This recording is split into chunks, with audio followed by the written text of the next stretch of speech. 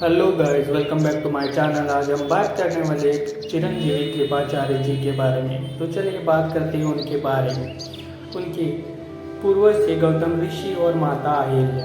उनके पिता का नाम था शार्दूल और उनकी माता का नाम था जानपदी। लेकिन वह माता के पेट से नहीं जन्मे थे। उनका जन्म एक बहुत ही रहस्यमय तरीके से हुआ था। तो चलिए बात करते हैं उनके बारे में। एक दिन जब शार्दूल तपस्या कर रहे थे, उनको देखकर इंद्रदेव को चिंता होने लगी और उन्होंने जानपदी नामक की अप्सरा को उनकी तपस्या भंग करने के लिए भेजा। जैसे ही वो वहाँ गई, उन्होंने उनको लुभाने की बहुत ही कोशिश की, पर शार्दूल ने अपने आप पर काबू पा लिया। पर वो अपने वीर्य पर काबू नहीं पा सके और वह उनका वीर्य विस्खलित हो गया और वह एक सरकंडे में जाकर गिरा। वहाँ से दो जीवों का निर्माण हुआ। उसमें से एक बालक जन्मा और एक बालिका का जन्म हुआ और शार्दूल जंगल में भाग गए। दूसरी तरफ हस्तिनापुर के राजा शांतनु वहाँ से गुजर रहे थे तो उनकी नज़र उन बच्चों पर पड़ी। जैसे उन्होंने उनको देखा, उनको वो बहुत ही तेजस्वी लगे और उन्होंने अपने साथ ले जाने की ठान ली और वो उनको अपने साथ अपने राजवाड़े में लेकर गए।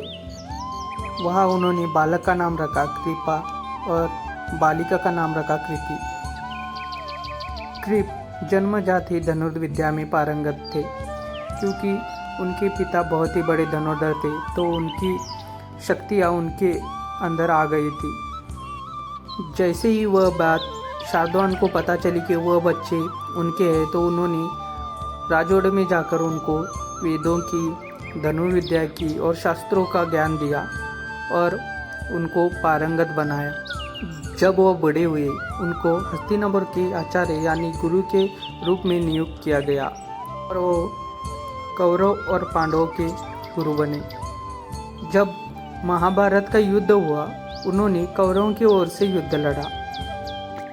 जब कर्ण की हत्या हुई तो उन्होंने दुर्योधन को बहुत समझाने की कोशिश की कि वह पांडवों के साथ संधि कर ले, लेकिन दुर्योधन नहीं माने और वह युद्ध हार गए।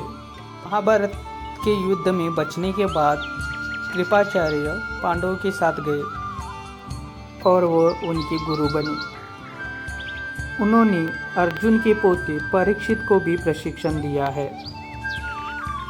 तो इस बात से ही पता चलता है कि वो चिरंजीवी थे और उनका मृत्यु नहीं हुआ था। उनको यह वरदान भगवान श्री कृष्ण जी से मिला था और वह चिरंजीवी बने और 7 चिरंजीवियों से एक बने।